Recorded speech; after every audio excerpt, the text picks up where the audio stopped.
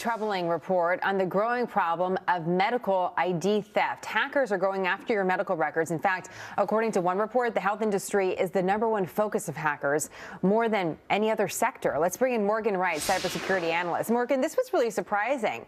When you think, okay, shopping online, retail, we've heard about the big breaches at Target, for example. Why are medical records the focus of hackers?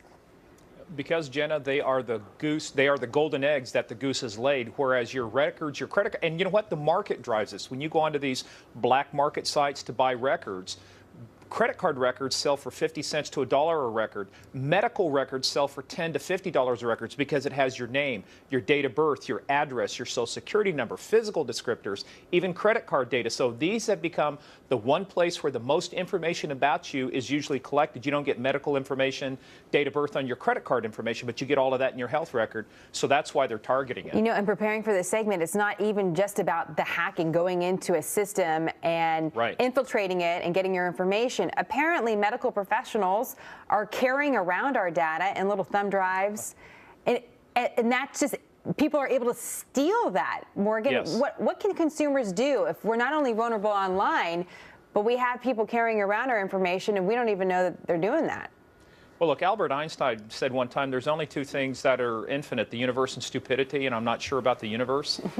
When people are doing stupid things like this, and I do mean they're stupid, you're carrying around on unencrypted thumb drives people's medical information, their histories and stuff.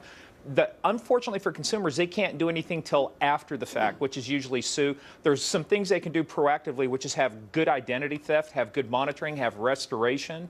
But unfortunately, because they have to give that information to get services, there's very little that they can do until after the fact. But what they can do, and you'll see it, there'll be litigation, there'll be lawsuits, there'll probably be legislation. That's what happens after the fact. That's what consumers do when they're wrong. But preventing it beforehand becomes tough. We were talking to an identity theft expert a few months ago who reminded us that we really don't have to give our social security number to our doctor, which I thought was interesting. It's a good reminder on that. What about paying for those services that are supposed to be watching your identity, Morgan? Do you think that's worth the value? Is that valuable to a consumer?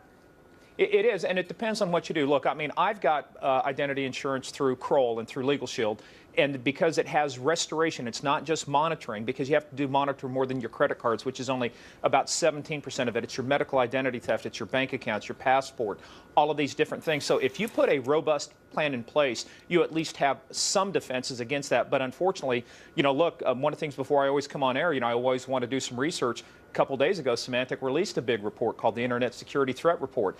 Healthcare attacks were up 25%. To your saying, targeted more than any other industry. That's what forms the basis for a lot of this identity theft going on, because the more breaches there are of all this kind of information, it only means that right now, 1 out of every 2 seconds, somebody becomes a victim of identity theft. That means this year, Jenna, 1 out of every 18 to 20 people in the U.S. will become a victim, and a lot of that will become from the 99 million records that have been breached so far this year that are all medical records. When it comes to the medical records, not only are birth dates, social security numbers, but also just the content of it, Morgan. Is that valuable to hackers? Absolutely. And how so?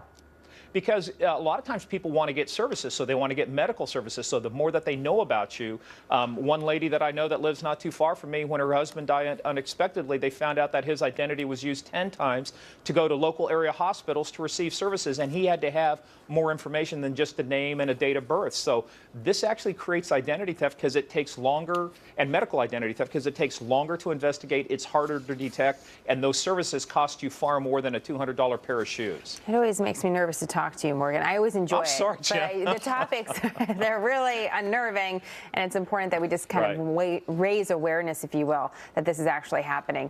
Great to have you, Morgan. We look forward to having you back. Thank you. You bet, Jenna.